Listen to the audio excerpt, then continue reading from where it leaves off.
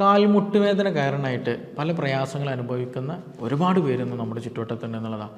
പക്ഷേ ഈ വേദനകൾ കാര്യങ്ങളെടുത്ത് നോക്കുന്ന സമയത്ത് ബഹുഭൂരിപക്ഷം ആളുകളുടെ പ്രശ്നം മസ്കുലർ റിലേറ്റഡാണ്, മസിൽ സംബന്ധമായിട്ട് അല്ലെങ്കിൽ ലിഗമെൻറ്റ് സംബന്ധമായിട്ടുള്ളതാണ്. പലപ്പോഴും നമുക്കൊരു ധാരണയുണ്ട് കാൽമുട്ട് വേദന എന്ന് പറഞ്ഞിട്ടുണ്ടെങ്കിൽ എല്ലുകൾ തമ്മിലൊരു ബുദ്ധിമുട്ടാണ് എന്നുള്ള രീതിയിൽ മാത്രം അല്ലേ. പലപ്പോഴും ഡോക്ടറെ അടുത്ത് പോകും. ഏകദേശം ഒരു 40 വയസ്സുള്ള ആളുകൾ എന്തായാലും ഡോക്ടറെ അടുത്ത് പോകുമ്പോൾ എക്സ്റേ എടുക്കുന്നതിൽ എന്തായാലും എല്ലിൽ ചേഞ്ചസ് ഉണ്ടായിരിക്കും എന്നുള്ളതാണ്. അപ്പോൾ ഇത് എങ്ങനെ നമുക്ക് വീട്ടിൽ നിന്ന് എക്സസൈസ് ചെയ്തിട്ട് നമുക്ക് പ്രോപ്പറാക്കി കൊണ്ടുവരാൻ പറ്റും?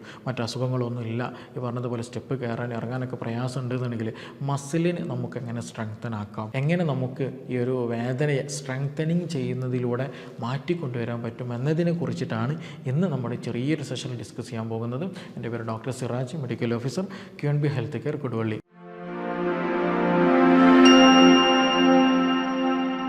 അപ്പോൾ ഈ ബഹുഭൂരിപക്ഷം വരുന്ന ആളുകളുടെ കാൽമുട്ട് എടുത്ത് നോക്കുകയാണെന്നുണ്ടെങ്കിൽ എന്തായാലും ഒരു 40-45 വയസ്സ് കഴിഞ്ഞാൽ പൊതുവായിട്ട് കണ്ടുവരുന്നൊരു പ്രശ്നമാണ് കാൽമുട്ട് വേദന എന്ന് പറയുന്നത്. അപ്പോൾ ഈ കാൽമുട്ട് വേദന വന്നു കഴിഞ്ഞാൽ സ്വാഭാവികമായിട്ട് ബഹുഭൂരിപക്ഷം ആളുകൾ എന്ത് ചെയ്തിട്ടുണ്ടായിരിക്കും, എക്സ്റേ എടുത്തിട്ടുണ്ടായിരിക്കും എന്നുള്ളതാണ്. ഈ എക്സ്റേ എടുത്ത് നോക്കുമ്പോൾ സ്വാഭാവികമായിട്ട് എന്തിലുണ്ടാവും, ചെറിയ രൂപത്തിൽ എന്തായാലും തേയ്മാനം കാണുന്നുള്ള. ഞാൻ വരുന്ന പേഷ്യൻസിനോട് അടുത്തൊക്കെ പൊതുവായിട്ട് പറയുന്ന ഒരു കാര്യമാണ്, നിങ്ങൾക്ക് തേയ്മാനം ഉണ്ടെന്ന് കരുതിയിട്ട് എന്ത് ചെയ്യരുത്, നിങ്ങൾ ഡൗൺ ആയി പോകരുത്, നിങ്ങൾ ജോലിയൊന്നും ചെയ്യാതിരിക്കരുത്. എന്താണ് നിങ്ങൾക്ക് വേദനയ്ക്ക് എന്താണോ കാരണം അതിനുള്ള സൊല്യൂഷൻ എടുത്തിട്ട് എന്ത് ചെയ്യണം, നമ്മുടെ ദൈനംദിന കാര്യങ്ങളിലൊക്കെ മുന്നോട്ട് കൊണ്ടുപോകണം. പറ്റുന്ന ജോലികളൊക്കെ നമ്മൾ ചെയ്യണം എന്നതാണ് ഞാൻ പറയാറുള്ളത് എന്നുള്ളത്. കാരണം പലപ്പോഴും ഈ തേയ്മാനാണെന്ന് കരുതലോട് കൂടിയിട്ട് എൻ്റെ എല്ലൊക്കെ തേഞ്ഞു പോയി, നമ്മുടെ ചെരുപ്പൊക്കെ തേഞ്ഞു പോകുന്ന പോലെ എല്ലൊക്കെ തേഞ്ഞു പോയി, ഇനി എൻ്റെ കാല് കൊണ്ടൊന്നും പറ്റില്ല, സ്റ്റെപ്പ് കയറാൻ പറ്റില്ല, ഇറങ്ങാൻ പറ്റില്ല എന്നുള്ള രീതിയിൽ മൂവ്മെൻ്റ് ഒക്കെ നിർത്തി വെച്ചിട്ട് ഒരു ഭാഗത്ത് ഒതുങ്ങിയിരിക്കുന്ന അവസ്ഥ പലപ്പോഴും വരാറുണ്ട് എന്നുള്ളതാണ്. പലപ്പോഴും നമ്മുടെ സീനിയർ ഡോക്ടേഴ്സൊക്കെ പറയാറുണ്ട്, നമ്മുടെ ഒരാൾക്ക് വയസ്സനായി എന്ന് പറയുന്നൊരു ശൈലി ഉണ്ടല്ലോ. പൊതുവെ പണ്ട് കാലങ്ങളിൽ മുടി നരച്ചാൽ വയസ്സനായി, അല്ലെങ്കിൽ തൊലി ചുക്കി ചൊളിഞ്ഞാൽ വയസ്സനായെന്നുള്ളത്. പക്ഷേ ഇന്ന് അങ്ങനെയല്ല.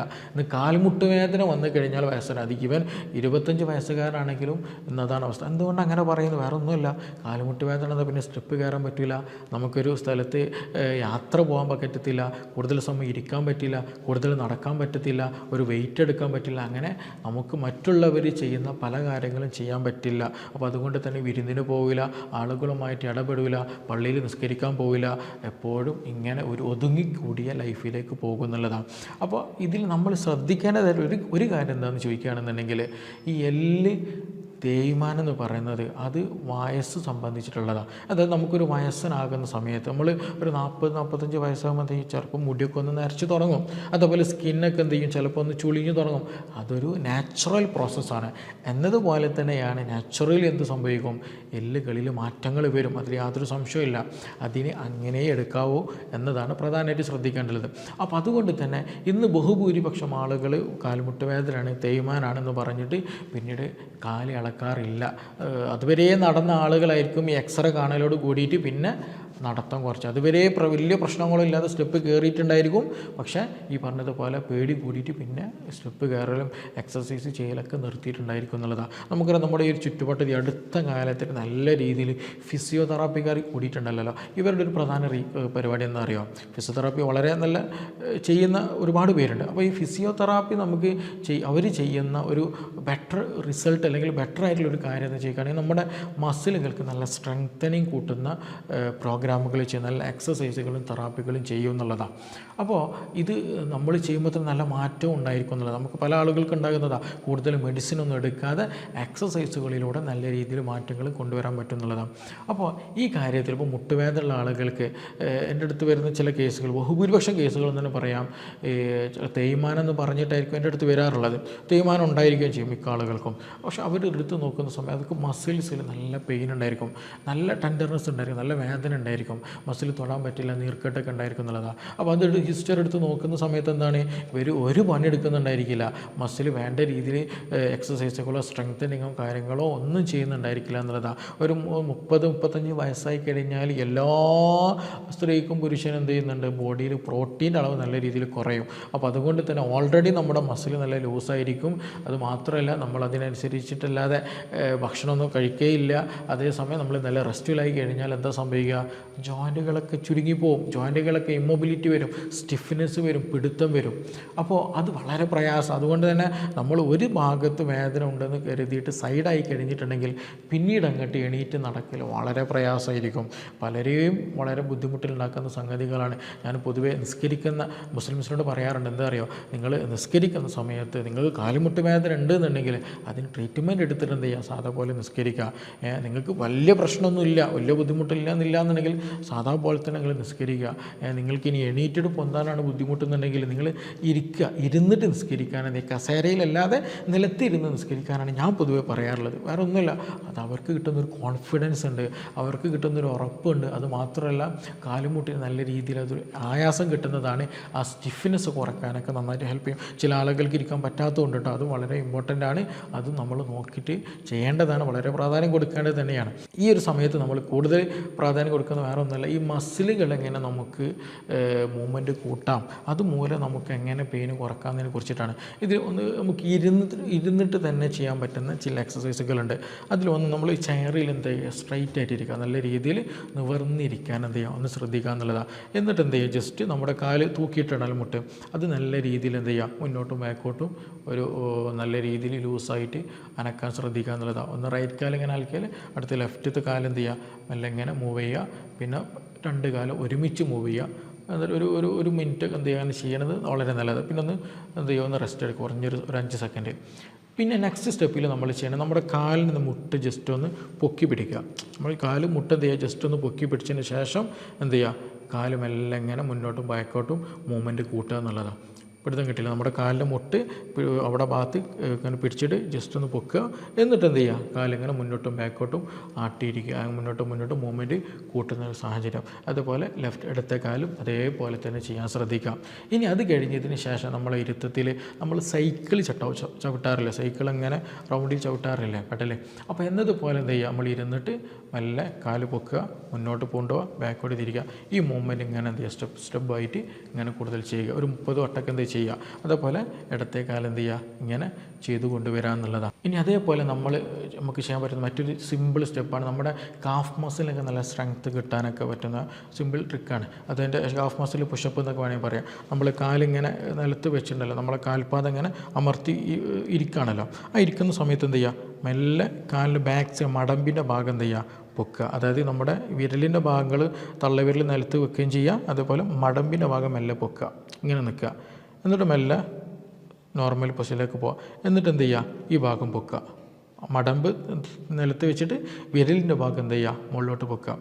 ഈ മൂവ്മെൻറ്റ് എന്ത് ചെയ്യുക, കാലിങ്ങനെ കൂടുതൽ ചെയ്യാൻ ശ്രദ്ധിക്കുക.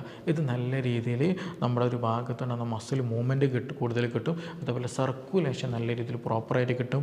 നീർക്കെട്ടുകളൊക്കെ കുറയ്ക്കാൻ നന്നായിട്ട് ഹെൽപ്പ് ചെയ്യും. അത് നല്ല രീതിയിൽ ഹെൽപ്പ് ചെയ്യുന്നത് എസ്പെഷ്യലി നമ്മുടെ വെരിക്കോസ് പെയിൻ പ്രയാസമുള്ള ആളുകൾക്കൊക്കെ നല്ല റിസൾട്ട് കിട്ടുന്നതാണ്. ഇത് മാത്രമല്ല, ഈ എക്സസൈസുകളൊക്കെ എന്ത് നമുക്ക് ഒരു ഓഫീസിലിരിക്കുന്ന ആളുകൾക്കൊക്കെ നമുക്ക് എന്ത് ഇരുന്നിട്ട് ചെയ്യാൻ പറ്റും. കാരണം കൂടുതൽ സ്പേഷ്യസ് ആയിട്ട് കൂടുതൽ സ്ഥലവും കാര്യമൊന്നും വേണ്ട. ഈവൻ നമുക്ക് എനിക്ക് തന്നെ ഈ ഇരുത്തത്തിൽ എന്ത് ചെയ്യാൻ പറ്റും, ഈ മൂവ്മെൻറ്റൊക്കെ കാഫ് മസിൽ ഉള്ളത് നമുക്ക് സിമ്പിളായിട്ട് ചെയ്യാൻ പറ്റും. അപ്പോൾ നീർക്കെട്ടും തരിപ്പൊക്കെ കുറയാൻ ഈ ഒരു സ്റ്റെപ്പ് വളരെ നല്ലതാണ്. ഇനി അതേപോലെ നമുക്ക് സിമ്പിളായിട്ട് ചെയ്യാൻ പറ്റുന്ന ലാസ്റ്റത്തെ ഒരു സ്റ്റെപ്പ് ഉണ്ട്. അത് വേറെ ഒന്നുമില്ല, നമ്മുടെ കൈ രണ്ടും ഇങ്ങനെ അടുപ്പിച്ച് വെക്കുക.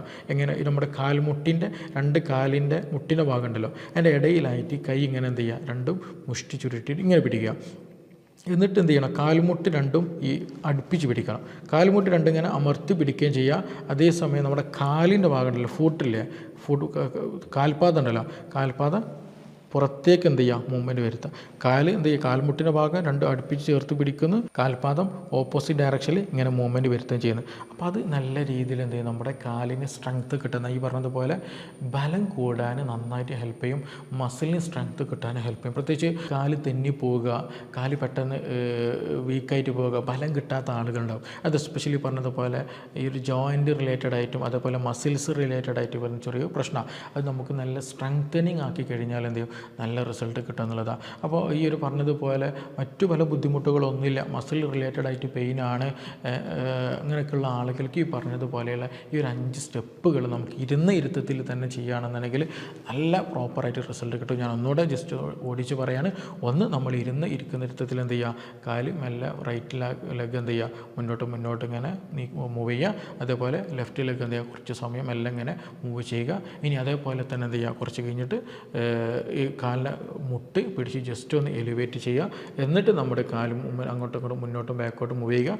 അതേപോലെ ലെഫ്റ്റ് ലെഗ് കുറച്ച് കാൽമുട്ടി ഒന്ന് പിടിച്ച് ഒന്ന് എലിവേറ്റ് ചെയ്തിട്ട് എന്ത് ചെയ്യുക, മൂവ്മെൻറ്റ് കൂട്ടുക. അതേപോലെ തന്നെ ബെസ്റ്റ് എന്ത് ചെയ്യുക, നമ്മൾ സൈക്കിൾ ചവിട്ടുന്ന പോലെ മൂവ്മെൻറ്റ് കൂട്ടുക, റൈറ്റും അതേപോലെ ലെഫ്റ്റും കൂട്ടുക. അതേപോലെ നമുക്ക് ചെയ്യാൻ പറ്റുന്ന മറ്റൊന്നാണ് നമ്മുടെ കാൽപാദം നിലത്ത് വെച്ചിട്ട് എന്ത് ചെയ്യണം, ഒന്ന് നമ്മുടെ ബാക്കിൽ പൊട്ടുക, നമ്മുടെ ഹീൽ ഭാഗം എന്ത് ചെയ്യുക, ഒന്ന് പൊക്കുക. അതേപോലെ നോർമലിലേക്ക് വരിക, ഇത് പൊക്കുക. ഈ മൂവ്മെൻറ്റ് നല്ല രീതിയിൽ കാലുകൊണ്ട് എന്ത് ചെയ്യുക, പൊക്ക ചെയ്യാൻ നമ്മൾ പ്രത്യേകം ശ്രദ്ധിക്കുക. അതേപോലെ ലാസ്റ്റ് സ്റ്റെപ്പ് നമ്മൾ ഇങ്ങനെ ഇരിക്കുക, ഇരുന്നിട്ട് കൈ ഇങ്ങനെ വെക്കണം കേട്ടോ. കൈ ഇങ്ങനെ വെച്ചിട്ട് നമ്മുടെ കാൽമുട്ടി ചേർത്ത് പിടിക്കുക, കയ്യിലേക്ക് കാൽമുട്ടിൻ്റെ ഭാഗത്ത് രണ്ടും ചേർത്ത് പിടിക്കുക. ശേഷം എന്ത് ചെയ്യണം, നമ്മുടെ ഫുട്ടിൻ്റെ ഭാഗത്ത് എന്ത് ചെയ്യുക, കാലിൻ്റെ പാദം ഉണ്ടല്ലോ, കാലിൻ്റെ പാദം പുറത്തേക്ക് ഇങ്ങനെ വിടർത്തുകയും ചെയ്യാം. അപ്പോൾ അങ്ങനെ ചെയ്യുമ്പോൾ മസിൽ നല്ല രീതിയിൽ സ്ട്രെങ്ത്ത് കിട്ടാനും ലിഗമെൻറ്റ് സ്ട്രെങ്ത്ത് കിട്ടാനും സർക്കുലേഷൻ കിട്ടാനൊക്കെ നന്നായിട്ട് അത് ഹെൽപ്പ് ചെയ്യും. ഇത് കുറച്ച് ഒരു 2 നേരം നിങ്ങൾ വൈകുന്നേരം അതേപോലെ തന്നെ രാവിലൊക്കെ എണീറ്റ് കഴിഞ്ഞാൽ ചെയ്യുകയാണെങ്കിൽ സ്റ്റിഫ്നെസ് കുറയ്ക്കാനും പിന്നെ എണീറ്റ് ഉടനെ തന്നെ ഉണ്ടാകുന്ന ബുദ്ധിമുട്ടുകൾ കുറയ്ക്കാനൊക്കെ നല്ല രീതിയിൽ ഹെൽപ്പ് ചെയ്യുന്നൊരു കാര്യമാണ്. ഇനി അതേപോലെ ജസ്റ്റ് ഒരു ട്രിക്ക് കൂടി ഞാൻ പറഞ്ഞുതരാം. നല്ല വേദനയുള്ള ആളുകൾക്ക് നമ്മളെന്ത് ചെയ്യുക, നിലത്തിരുന്നിട്ട് കാലെന്ത് ചെയ്യുക, നിവർത്തി വെക്കുക അല്ലേ. എന്നിട്ട് എന്ത് ചെയ്യുക, കാല് മെല്ലെ ഒന്നിങ്ങനെ മടക്കുക. കാല് മെല്ലെ മടക്കുമ്പോൾ നമുക്കൊരു ടർക്കിയോ അല്ലെങ്കിൽ ഡ്രസ്സ് എന്തെങ്കിലും എന്ത് ചെയ്യുക, ജസ്റ്റ് ഒന്ന് മടക്കിയിട്ട് കൂടുതൽ ഇതാവരുത്, ചെറിയ രൂപത്തിൽ നമ്മൾ ടർക്കിയൊക്കെ ഉണ്ടല്ലോ വീട്ടിലുള്ള, അതൊക്കെ എന്തെങ്കിലും റോള് ചെയ്തിട്ട് ഒരു റോള് പോലെ ആക്കിയെടുക്കുക. ഇനി അല്ലെങ്കിൽ കൂടുതൽ കട്ടിയില്ലാത്ത ചെറിയ എന്തെങ്കിലും തുണികളൊക്കെ എന്തെങ്കിലും മടക്കിയാലും കുഴപ്പമൊന്നുമില്ല. അതെന്ത് ചെയ്യണം, നമ്മുടെ കാൽ ഇങ്ങനെ മടക്കി വെച്ചിട്ട് അതിൻ്റെ വിടവിൽ വെക്കുക എന്നുള്ളതാണ്. കാല് നമ്മൾ ഇരുന്നിട്ട് എന്ത് ചെയ്യാണ്, ഇങ്ങനെ മടക്കുകയാണ് അല്ലേ. അപ്പോൾ ആ ഒരു വിടവിൽ എന്ത് ചെയ്യുക, കാൽമുട്ടിൻ്റെ ഭാഗത്ത് താഴ്ഭാഗത്ത് വെക്കുക. എന്നിട്ട് മെല്ലെ എന്ത് ചെയ്യണം, കാൽമുട്ട് ഇങ്ങനെ അടുപ്പിച്ച് വെക്കുക, നമ്മുടെ തുടയുടെ ഭാഗത്ത് ഇങ്ങനെ അടുപ്പിച്ച്, കൈ കൊണ്ട് ഇങ്ങനെ അടുപ്പിച്ച് ഇങ്ങനെ മെല്ലെ കൊണ്ടുവരാം. അപ്പോൾ അതിനനുസരിച്ചിട്ട് എന്ത് ചെയ്യുക, നമ്മുടെ കാൽമുട്ടിൻ്റെ ഇടയിലാണ് എന്തുള്ളത്, നമ്മൾ ടർക്കി അല്ലെങ്കിൽ നമ്മൾ വെച്ചുള്ള ഡ്രസ്സ് ഉള്ളത്. അപ്പോൾ അതിങ്ങനെ അമരും. അതിങ്ങനെ ചില സമയത്ത് ചിലപ്പോൾ എന്ത് ചെയ്യും, നമുക്കൊരു വേദന വരും ചില ആളുകൾക്ക് ഒരു ചില പൊസിഷനെത്തുന്ന സമയത്ത്. അപ്പോൾ അവിടെ നിർത്തിയിട്ട് മെല്ലെ എന്ത് ചെയ്യുക, ഒന്ന് ലൂസാക്കി പിടിക്കുക, മെല്ലെ ഒന്ന് ലൂസാക്കുക, പിന്നെയും മെല്ലെ ഒന്ന് അടുപ്പിച്ച് വെക്കുക, അങ്ങോട്ട് കുറച്ചുകൂടെ ഒന്ന് അടുപ്പിച്ച് വെക്കുക. പിന്നെ വേദന കൂടുന്നുണ്ടെങ്കിൽ മെല്ലെ ലൂസാക്കുക. ഈ മൂവ്മെൻറ്റ് ഇങ്ങനെ എന്ത് ചെയ്യുക, കൂട്ടി ഇങ്ങനെ വരിക. അപ്പോൾ നല്ല രീതിയിൽ എന്ത് ചെയ്യും, പിന്നെ ആ ഒരു സ്റ്റിഫ്നെസ് കുറയ്ക്കാൻ നല്ല രീതിയിൽ ഈ എക്സസൈസ് നമ്മളെ സഹായിക്കും എന്നുള്ളതാണ്.